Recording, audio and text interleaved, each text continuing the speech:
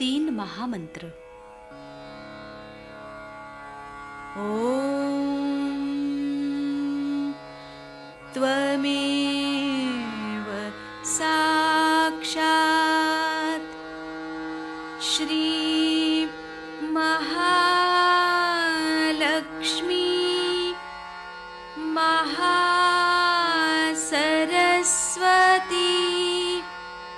महाकाली त्रिगुणात्मिका कुंडलिनी साक्षात् श्री आदिशक्ति माताजी श्री निर्मला देव्यै नमो नमः। ॐ त्वमेव साक्षात् श्री कल्की साक्षात् श्री आदिशक्ति माताजी श्री निर्मला देव्यै नमो नमः। ॐ त्वमेव साक्षात् श्री कल्की साक्षात् श्री सहस्रार स्वामिनी मोक्षप्रदायिनी माताजी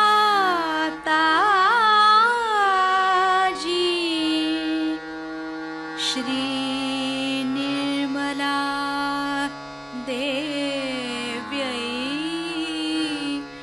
नमो नमः। श्री गणेश मंत्र। ओम त्वमेव साक्षात् श्री गणेश साक्षात् श्री आदिशक्ति माताजी श्री निर्मला देव्यै नमो नमः।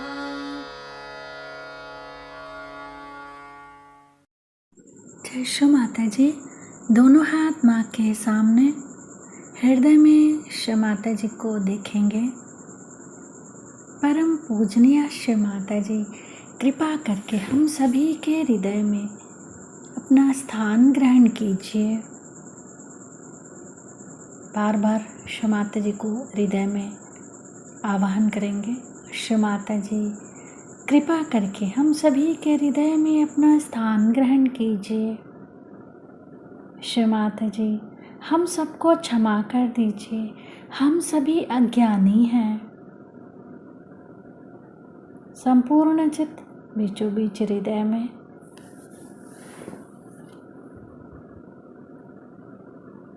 क्षमा रूपेण संस्थिता या देवी सर्वभूतेषु क्षमा रूपेण संस्थिता नमस्तस्यै नमस्तस्यै नमस्तस्यै नमो नमः।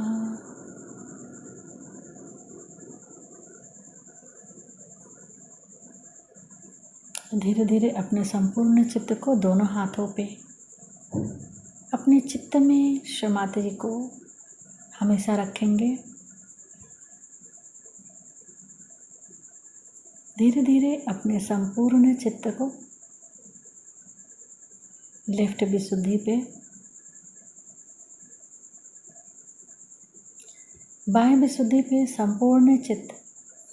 श्री माता जी, आपकी परम कृपा में मैं केवल एक शुद्ध आत्मा हूँ।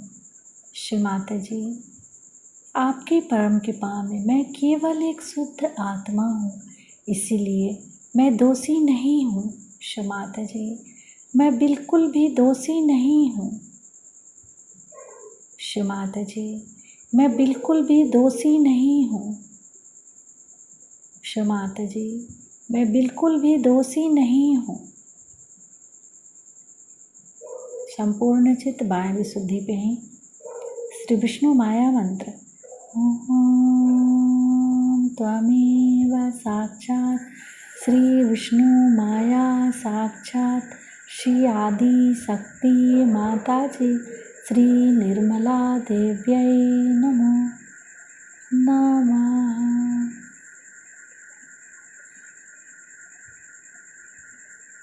बाह्य विशुद्धि पर अपने चित्त को क्लॉकवाइज घुमाएंगे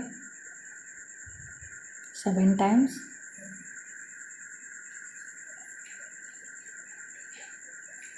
श्री माता जी, आप ही ने तो हमें आत्मा बनाया है, हमें सभी प्रकार के दोष भावनाओं से मुक्त कीजिए। श्री माता जी, कृपा करके हमें सभी प्रकार के दोष भावनाओं से मुक्त कीजिए।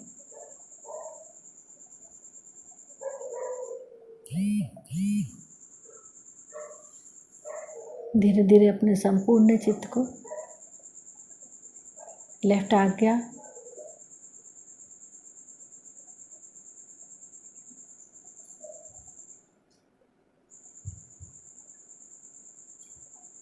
फिर सहस्त्रार। सहस्त्रार पे माँ के श्रीचरण कमलों को देखेंगे। माँ के श्रीचरण कमलों की परिक्रमा सहस्त्रार पे करेंगे 7 टाइम्स।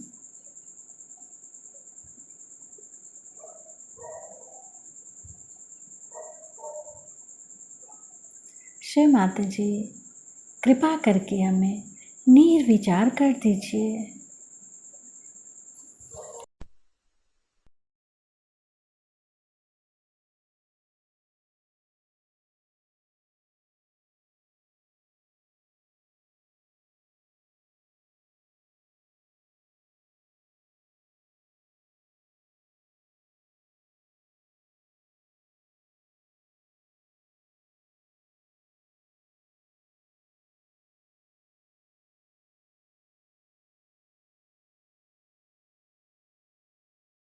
ये बात इतनी सही है, इसकी प्रचिति, उसका परताला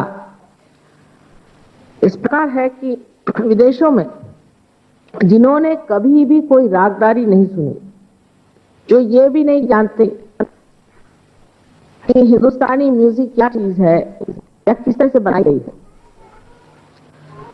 जिनके बजाने का ढंग और संगीत को समझने का ढंग बिल्कुल फर्क है, ऐसे लोग भी जब पार हो जाते हैं और गहन उतरते हैं तो आपको आश्चर्य होगा कि बगैर किसी राग को जाने बगैर, ताल को जाने बगैर, कुछ भी जानकारी इसके मामले में न होते हुए बस खो जाते हैं संगीत।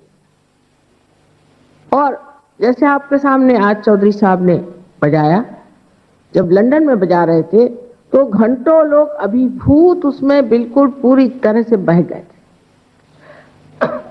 मैं देखकर आश्चर्य कर रही थी कि इन्होंने कोई राग जाना नहीं, इधर इनका कभी रुझान रहा नहीं, कभी कान पर भी उनके ये स्वर आए नहीं। आज अकस्मात इस तरह का संगीत सुनकर के इनको हो क्या गया। उसके बाद अमजद अली साहब आए, जो भी शास्त्रीय संगीत का कोई भी गाने वाला या बजाने वाला आता है तो ये बिल्कुल उसमें खो जाते हैं। दूसरी बात ये कि कव्वाली जैसी चीज जो कि समझनी चाहिए, एक बड़े भारी मशहूर कव्वाल पाकिस्तान से आए थे, पता नहीं उन्हें क्या हो गया, मुझे देखते ही साथ उन्होंने कहा माँ आप सामने आके बैठिए। देखते ही साथ पहुंचे आदमी थे, औलिया निजामुद्दीन, और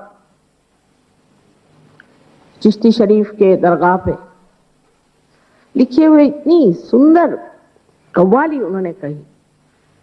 अर्थात हम तो समझ रहे थे, लेकिन ये अंग्रेज जो कि कभी भी इन्होंने कव्वाली नाम की चीज कान में नहीं सुनी थी, इनको कुछ मालूम भी नहीं हो रहा था कि क्या ये गा रहे हैं, उसके शब्द भी नहीं समझ रहे थे और उसमें एकदम से मगन हो गए। इसमें मैं कहूंगी कि गुरु नानक साहब ने बहुत काम किया हुआ है, क्योंकि गुरुद्वारे में अब तो मुझे पता नहीं क्या हाल है, पर जब हम कभी भी जाते थे तो रागी लोग इतने सुंदर राग दारी में गाते थे। अब मुझे पता नहीं क्या हाल है, क्योंकि उन्होंने भी इस बात को पहचान लिया था कि हिंदुस्तानी संगीत पद्धति में वो विशेषता है। इसी तरह से दक्षिण हिंदुस्तानी संगीत भी बड़ा ही मनोरम है, लेकिन उसके लिए मैं सोचती हूँ कि हम हिंदुस्तानी थोड़े अड़ियल तट्टू हैं। कोई सी भी नई चीज सीखना बड़ी मुश्किल हो जाती है, खास करके जिसने कभी शास्त्रीय संगीत सुना नहीं, वो कहता मुझे नहीं पसंद आता है गाना। बड़ा आश्चर्य है, पार होने के बाद तो ये गाना पसंद आना ही चाहिए। मैंने भी कभी संगीत सीखा नहीं, हालांकि मेरे घर में बहुत ज्यादा संगीतमय वातावरण रहा, ये तो मैं मानती हूँ। सभी गाने वाले और सभी एक से एक मशहूर लोग हैं, लेकिन एक मैं हूं कि मैंने कभी गाना सीखा नहीं, कभी बैठ करके कभी गाना गाया नहीं। तो भी कहूंगी कि ये नहीं कह सकती कि मैंने गाने सुने नहीं, क्योंकि बड़े बड़े लोगों को मेरे पिताजी बुलाते थे और उनके गाने कराते थे। हमने तो ऐसे लोगों को सुना है कि शायद आप लोगों ने सुना नहीं होगा, लेकिन इसका कोई ना कोई बड़ा गहरा संबंध आत्मा से है। ये तो बजा रहे थे, लेकिन जो गाने वाले हैं उनको भी इसी प्रकार, और उनका इतना मान होता है वहां सहयोगियों के। लेकिन अपने जो वहां हिंदुस्तानी लोग जब कोई सा भी म्यूजिक प्रोग्राम अरेंज करते हैं, तो मुझे पता ये हुआ कि वो इन बेचारे आर्टिस्ट लोगों का रुपया मार लेते हैं। माने उनके अंदर जरा भी संगीत के प्रति कोई भी आदर नहीं।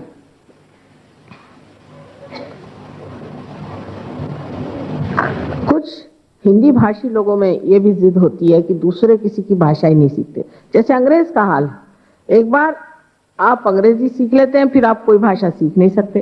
पर अंग्रेज कभी भी दूसरों की भाषा नहीं सीख पाते, क्योंकि सब अंग्रेजी बोलते, और अगर बोले भी बड़े मुश्किल से तो ऐसा लगता है अंग्रेजी ही बोल रहे हैं। यही हिंदी भाषी लोगों का। अब अगर उन्होंने कभी रागदारी को सुना नहीं, तो उनको रागदारी पसंद नहीं आती। लेकिन इनको देखिए ना, आपसे भी ज्यादा तादाद में लोग वहां सुनते हैं इनका संगीत। आशा है आपके भी हृदय के द्वार खुल जाएंगे और आप भी आत्मा के इस झंकार को सुनेंगे। मुझे तो ऐसा लगता है ये सारा संगीत मेरी आत्मा को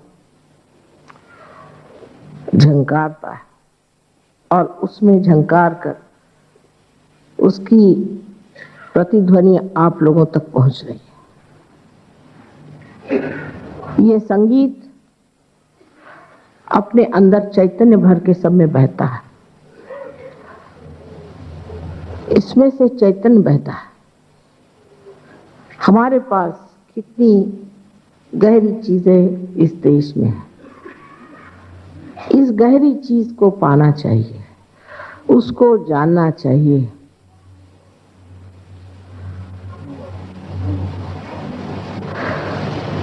तब आप समझ पाएंगे कि आत्मा की गहराई आपके अंदर जम गई। अहंकार के कारण भी मनुष्य कभी कभी ऐसी बात कर देता है कि उसके अंदर आत्मा का जागरण कठिन हो जाता है। कल मैंने आपसे बताया था कि धर्म का महात्म्य क्या है, और आज सवेरे मैंने आश्रम में बताया कि सहज धर्म क्या है। सहज धर्म क्या है? आज आपसे मैं बताने वाली हूं कि धर्म की क्या आवश्यकता है और किस प्रकार हम आत्मा को प्राप्त होते हैं। धर्म की आवश्यकता संतुलन के लिए। आज आपने देखा कि तबले पर वजन, जिसे कहते हैं वजन, कितना संतुलित था। हाथ का वजन सितार पर कितना संतुलित था। कहाँ वजन देना है, कहाँ नहीं देना, कितना उसका अंदाज बराबर था। इसी प्रकार जीवन का भी वजन संतुलित रखना चाहिए। संतुलित रखने के लिए मनुष्य को किसी भी अति पे नहीं उतरना चाहिए। कोई है कि अपनी इच्छाओं को इस कदर ज्यादा महत्व देते हैं कि उसके लिए कोई सा भी कर्म नहीं करते, और कुछ लोग अपने कर्म को इतना ज्यादा मानते हैं कि इच्छाओं की तरफ ध्यान ही नहीं देते। लेकिन जो मनुष्य अपना जीवन संतुलित रखता है, उसके अंदर इच्छाएं भी संतुलित रहती हैं और उसका कर्म भी। जैसे एक उदाहरण के लिए समझ लीजिए कि मैंने ये सोचा कि मैं भी इतना बड़ा हॉल खड़ा करूं। समझ लीजिए अब इतना मेरे पास तो पैसा वैसा है नहीं और ना जमीन है, तो मैं इतना बड़ा कैसे खड़ा कर सकती हूँ। पर मैं अगर सोचने लग जाऊं कि नहीं मैं करूंगी ही, अब उसी जिद में मैं पड़ जाऊं, मेरे मन में ये इच्छा हो जाए कि मैं जा करके और गवर्नर साहब के घर में रह जाऊं, तो क्या वो इच्छा पूरी हो जाएगी? लेकिन जब मैं उस कर्म में लग जाऊंगा तो पता होगा कि ये इच्छा जो मैंने की संतुलित नहीं, क्योंकि जो कर्म में नहीं उतरती है वो इच्छा बेकार है। अब दूसरे लोग जो होते हैं अतिकर्मी, जैसे कि इस दिल्ली में बहुत सारे हैं, कारण ये सरकारी नौकरी जो करने निकले, तो सुबह के गए हुए रात को 11 बजे तक जब तक नहीं आएंगे तो सोचते ही नहीं कि उन्होंने अफसर को दिखाया कि हम काम करते। और अफसर लोग सोचते हैं कि जब तक वो 1 बजे तक रात में दफ्तर में नहीं बैठेंगे तब तक मिनिस्टर साहब मानेंगे ही नहीं कि वो काम करते। पागल जैसे बिल्कुल काम में लगे रहे, काम में लगे रहे, काम में लगे रहे, और अपनी दूसरी जो इच्छाएं हैं, जिम्मेदारियां हैं, जैसे अपनी बीवी है, बच्चे हैं और पहचान वाले दोस्त आदि हैं। अरे हमारा किसी से मतलब नहीं, हम तो शहीद आदमी, हम तो काम करें। ऐसे लोग मैंने देखा कि 40 साल तक भी जीले तो नसीब समझ लीजिए, पर 45 के बाद कोई नजर नहीं आता।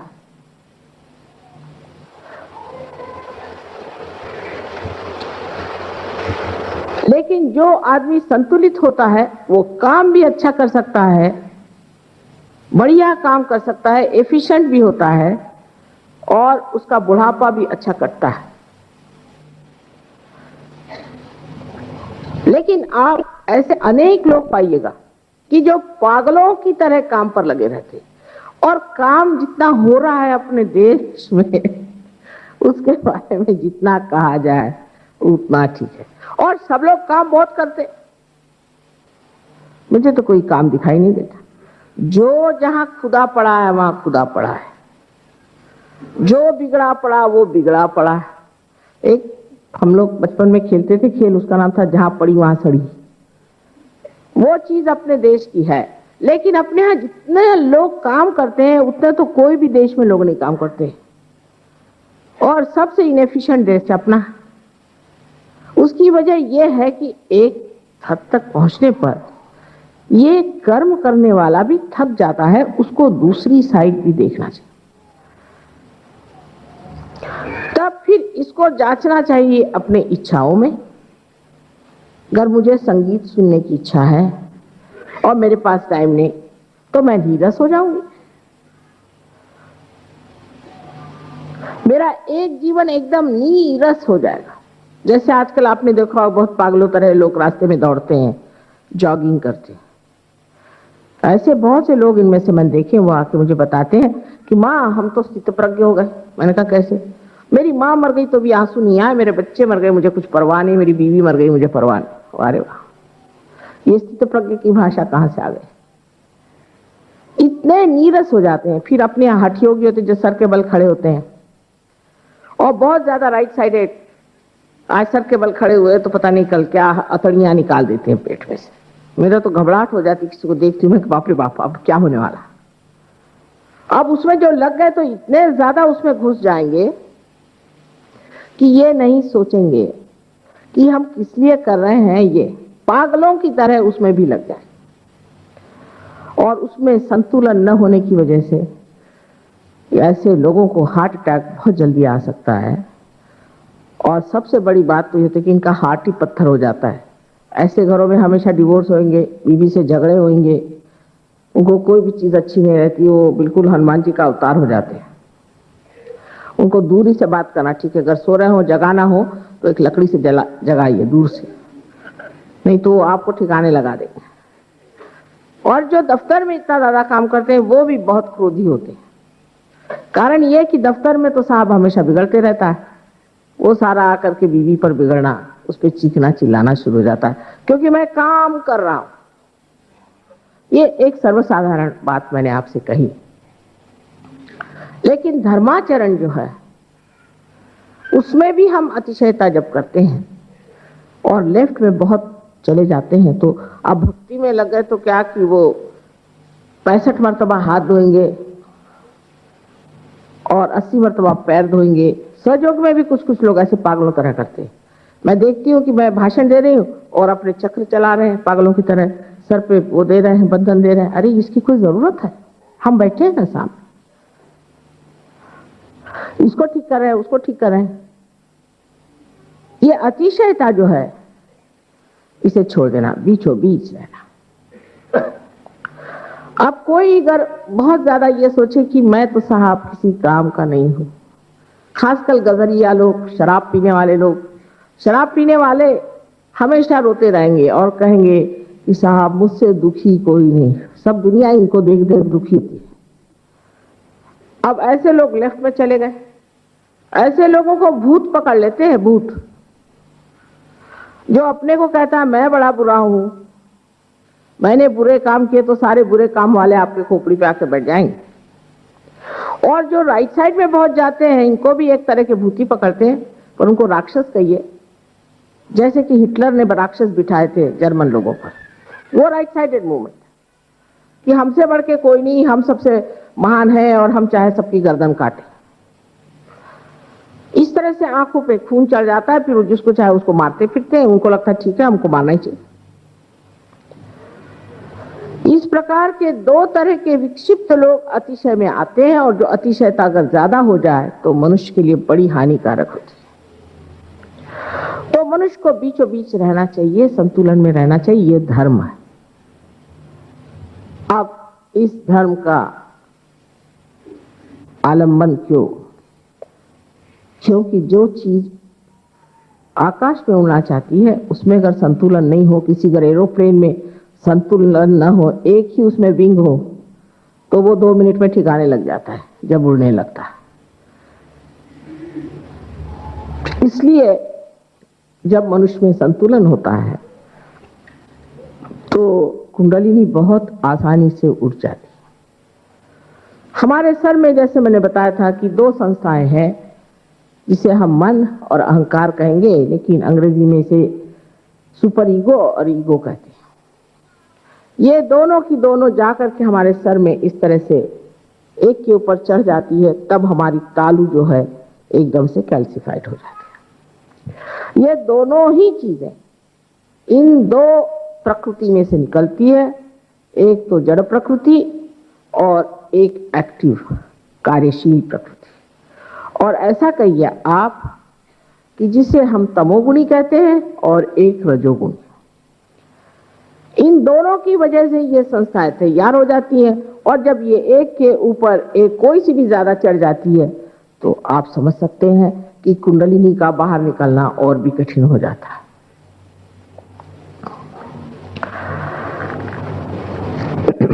अब जब कुंडलिनी का जागरण होता है जो कि शुद्ध इच्छा है, तो कुंडलिनी इन चक्रों से गुजरती हुई हर एक चक्र को पूरी तरह से आलोकित करती हुई आखिर ब्रह्मरंध्र में आती है और यहाँ पे भेद करके और यहाँ से बाहर निकल आती है। जैसे ही आज्ञा चक्र पे कुंडलिनी जाती है, विशुद्धि से शुरू होता है, पर आज्ञा पे पहुंचते ही साथ हमारे ये जो दोनों संस्थाएं हैं अंदर की तरफ खींच जाती है। इन दोनों चक्रों में विशेष शक्ति है कि ये इन दो संस्थाओं को अंदर की तरफ खींच लें, उसका शोषण कर लें, उसको सुखा दें। उसके कारण तालु की यहाँ जगह हो जाती और उसमें से कुंडलिनी बाहर निकल पड़ती।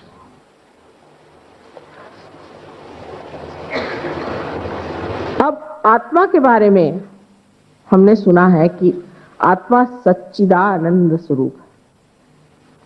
सच्चित और आनंद, अभी भी अहंकार बहुत ज्यादा है यहाँ बैठा हुआ। हाँ, सच्चित और आनंद ये आत्मा का स्वरूप माना जाता है। सत्य है वो सत्य नहीं जिसे हम सोचते हैं कि ये सत्य है। सोच करके जो जाना गया सो सत्य नहीं होता, क्योंकि विचार एक भ्रामकता है कि आप समझ नहीं पाएंगे ये सच्चा है कि झूठा है। अगर ऐसा नहीं होता तो क्यों फिर इस तरह के झूठे गुरु लोग इतने पनपते। दुनिया में कितने झूठे लोग संसार में कितना ज्यादा आक्रमण कर रहे हैं, कितनी बड़ी जगह पे लेकर बैठे हुए हैं। ये कैसे घटित होता है, ये क्यों घटित होता है? वजह यह है कि हमको केवल सत्य मालूम नहीं, हम जानते नहीं कि सत्य क्या है।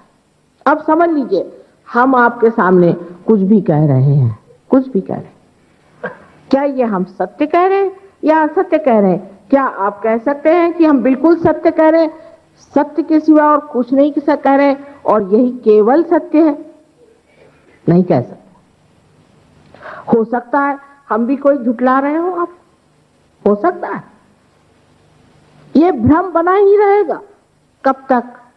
जब तक आप अपनी आत्मा को प्राप्त नहीं होते। जब आपकी आत्मा आपके अंदर जागृत होती है तो नस नस में वो शक्ति बहती है जिसे चैतन्य कहते हैं, जिसके द्वारा आप जान सकते हैं कि ये सत्य है या असत्य है। जैसे अभी आपको डॉक्टर साहब ने बताया कि उन्होंने सत्य को किस तरह से जाना। आप भी सत्य को तभी जान सकते हैं जब कुंडलिनी का जागरण होकर के आप निर्विकल्प में समा जाते हैं। उससे पहले आपको हाथ इस्तेमाल करने पड़ते हैं। जहां आप देखते हैं कि इस उंगली में आ रहा है और इसमें नहीं आ रहा, तो क्या हो गया? ये तो आज्ञा की उंगली है, आज्ञा की उंगली है। तो इसका मतलब ये कि मुझे अहंकार हो गया। अब आके साफ कहेंगे माँ मेरा आज्ञा ठीक कर दो, माने मेरा अहंकार ठीक कर दो। पर आप सोचिए किसी आदमी से अगर कह दीजिए काफी दूर खड़े होकर के भी कि तुझे अहंकार हो गया, तो हो गए फिर आप कल्याण आपका।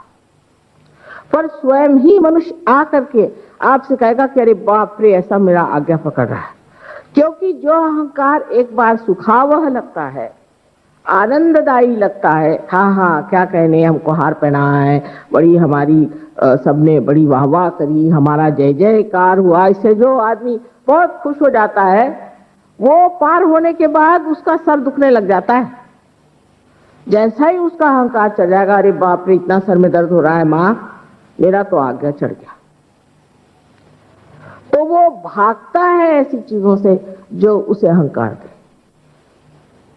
वो फिर प्रयत्न करता है कि किस तरह से मैं अपने अहंकार को न बढ़ने दूं। ये तो मेरे अंदर जैसे कोई एक बलून बैठ गया है, जरा सा कोई अच्छा शब्द कहता फट से चढ़ जाता है मेरे सर पे।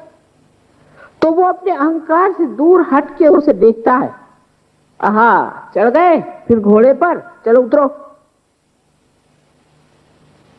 उससे पहले आदमी ये नहीं जानता कि वो अहंकार में बैठा है। जब उसका अहंकार उसे दुख देगा तभी वो समझता है।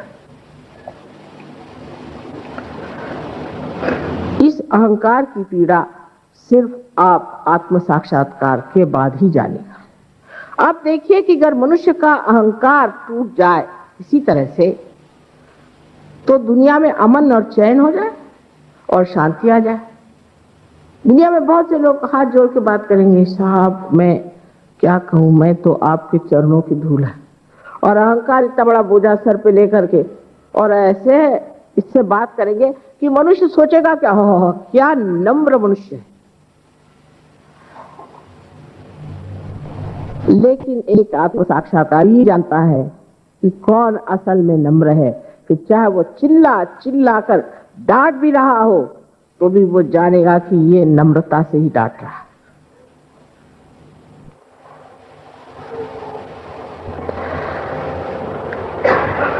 अहंकार का काम दूसरों का नाश करना है, लेकिन वो अपने को भी नाश करता है। तो सत्य को मनुष्य जानता है अपने आत्मा के प्रकाश में, और वो देखता है कि मेरे अंदर यह अहंकार है, उसे वो त्याग देता है। इसीलिए कहा जाता है कि सत्य स्वरूप आत्मा है। आत्मा का ये प्रकाश है जिसमें मनुष्य सत्य को देखता है। किसी ने पूछा, साहब आपने कैसे जाना हमें ये बीमारी? कैसे जाना? हमारे आत्मा के प्रकाश में। हमारे आत्मा के प्रकाश में आप आ गए और हम जान गए कि आपको क्या शिकायत है।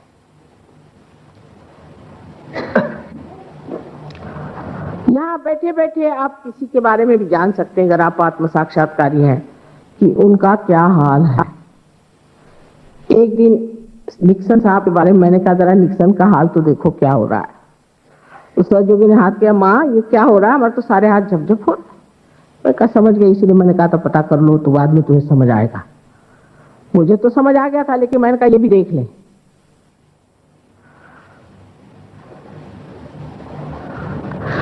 सारी दुनिया का आपको पता लग सकता है सत्य का, अगर आप आत्मा के प्रकाश में जागो। अब हमारे यहाँ भारतीय भूमि पर बहुत सारे स्वयंभू स्थान हैं। आप आत्मा के प्रकाश के बगैर कैसे जानिएगा कि ये स्वयंभू है या झूठे हैं? क्योंकि जो स्वयंभू स्थान होगा वहां से, जैसे इन्होंने कहा था कि कूल ब्रीज आने लग जाती, और जब आपको कुछ हुआ ही नहीं है, आपकी आंखें ही नहीं है, तो आप कैसे जानिएगा कि हाथ में कूल ब्रीज आ रही है? केवल सत्य जानने के लिए केवल आत्मा होना चाहिए। आज का सहयोग इस प्रकार हमने बांधा है कि किसी तरह से थोड़ी सी तो भी रोशनी इनके अंदर आ जाए, थोड़ी सी धुंधली सी भी आ जाए। कुछ सफाई की जरूरत नहीं, कंदील को पहले सफाई करने की जरूरत नहीं, उसको करते करते जन्म बीत गए। अब पहले इनके कंदील में दीप जला दो, फिर ये खुद ही देखेंगे कि इस कंदील में यहां से दाग है, यहां से दाग है, खुद ही साफ कर लेंगे। जब आत्मा का प्रकाश आता है और मनुष्य जब आत्मा से निगडित हो जाता है, आइडेंटिफाइड हो जाता है, तो वो देखता है कि मेरे आत्मा का प्रकाश इसलिए नहीं जा रहा है क्योंकि मेरा कंदील जरा खराब है, इसको साफ कर लो। और उस कंदील के प्रकाश में ही उसका शरीर, उसका मन, उसकी बुद्धि, अहंकार आदि जितने भी दोष हैं सब एक साथ साफ हो सकते हैं। कोई कहे कि अंधेरे में आप कपड़ा धोइए, तो कोई नहीं धो सकता। तो सर्वप्रथम ये जानना चाहिए कि अभी तक हमने सत्य को जाना नहीं है, इसलिए आत्म साक्षात्कार के बगैर हम सत्य को जान नहीं सकते। आजकल लोग लड़ते हैं इश्यूज के लिए कि चलिए अब यहाँ पे न्यूक्लियर वॉर होने वाला है, उसके लिए आप झगड़ा करें कि न्यूक्लियर वॉर नहीं होना चाहिए, फिर और कुछ उठा लेंगे। इस तरह से एक चीज बना के उसको लेकर के लोग झगड़ते हैं। लेकिन ये बनाया किसने है न्यूक्लियर वॉर? मनुष्य ने, मानते हैं आप? अगर मनुष्य ही परिवर्तित हो जाएगा तो न्यूक्लियर वॉर कहां से रह जाएगा? और अगर मनुष्य परिवर्तित नहीं होगा तो परमात्मा भी उसको बचाने के लिए क्यों सोचेंगे? बेकार की घरे में ऐसे दीप आप जानते हैं जो हम जलाते हैं दिवाली के रोज, वो मिट्टी के दीप टूटे फूटे होते हैं, उनको फेंक देते हैं। उनको कौन जी से लगा के रखेगा? लेकिन अगर ऐसे दीप तैयार हो कि जो निरंतर जलते रहें, उसको संभाला जाता है, ऊपर रखा जाता है। इसी प्रकार मनुष्य जाति का भी है। अगर मनुष्य जाति में ऐसे कुछ लोग हो जाए कि जिनके प्रति परमात्मा जागरूक हो जाए और सोचे कि ये मेरे बेटे बैठे हैं ना, तो सारा संसार बच सकता है। कहते हैं कि अगर साड़ी का एक छोर भी बच गया तो सारी साड़ी बच सकती है। इसी प्रकार थोड़े से सहयोगी भी इस संसार को बचा सकते हैं, न्यूक्लियर वॉर को खत्म कर सकते हैं, सारे वातावरण को वो संभाल सकते हैं। पर वो एक दशा आनी पड़ती है। जब तक वो दशा नहीं आती, जब तक इतने लोग यहाँ नहीं होते, तो ये कार्य बन नहीं सकता। जो लोग सहयोग में आते हैं, सिर्फ लेक्चर सुनने और चले जाते हैं, उनको पता होना चाहिए कि उनको खबर हो गई है और थोड़ा सा सुन भी लिया और थोड़े पार भी हो गए, लेकिन अगर उसमें वो उतरे नहीं तो इस संसार में जो कुछ भी होगा उसके वो जिम्मेदार। अभी मैं किसी घर खाना खाने गई थी, वहां एक प्रोफेसर साहब आई, कहने लगे अगर माता जी आए तो मैं दर्शन के लिए आती हूँ। दर्शन के लिए पहुंच गए और मैंने देखा बस वो दर्शन करके बस खुश हो गए, अब हो गया दर्शन। क्योंकि प्रोफेसर मैंने कहा साहब आप क्या कभी पढ़ाती? कहले हाँ। अरे हम कभी पढ़ाते? कैसे पढ़ाती है आप कभी? अब जो लिखा पढ़ाते। अरे मैंने कहा उस कबीर को समझाने के लिए आपको अभी 7 जन्म लेना होगा। ये तो बात है। मैंने कहा आत्म साक्षात्कार ले लो, इसी जन्म में समझा दो। लेकिन वो नहीं, उनको टाइम नहीं है ना। तब उस जमाने में टाइम तो होना चाहिए था, क्योंकि वो लोग सब स्ट्राइक पे थे। एक स्ट्राइक इतना ही फायदा हो सकता है कि कोई लेक्चर वेक्चर में तो आ ही जाते हैं लोग, लेकिन उनको टाइम नहीं, क्योंकि एक इश्यू ले लिया उसके पीछे हम लड़ रहे हैं। ये आत्मा का जागरण मनुष्य को अत्यंत शांति प्रदान करता है, क्योंकि सर में कोई विकल्प नहीं रह जाता। अंदर से मनुष्य एकदम शांत हो जाता है। जैसे कि आपने एक रथ का चक्का देखा होगा कि रथ का चक्का परिधि पे, सरकमफेरेंस पे घूमते रहता है, लेकिन इसका बीचों बीच का जो मध्य बिंदु है उसको तो पूरी तरह से स्थिर होना पड़ता है, स्टेडी होना पड़ता है, नहीं तो चल ही नहीं सकता। जब आप पार हो जाते हैं तो उस मध्य बिंदु पर जाते हैं, जहां खड़े होकर आप देखते हैं सारी परिधि घूमे और आप शांत पड़े। आप किसी भी चीज से विचलित नहीं होते। आप देखते हैं सारा नाटक और आप विचलित नहीं होते, आप में साक्षी स्वरूप आ जाता है। जैसे कि उठते हुए पानी में और गिरती हुए लहरों में मनुष्य घबरा जाता है, लेकिन नाव में बैठने के बाद वो देखता है मनुष्य उसे।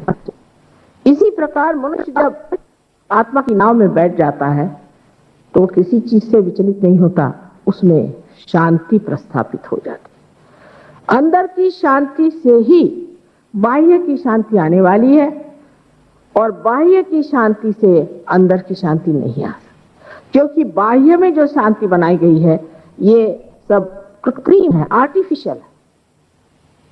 हम लोग कहते हैं चीनी हिंदी भाई भाई, है क्या भाई? आज एक दूसरे का मुंह नहीं देखते।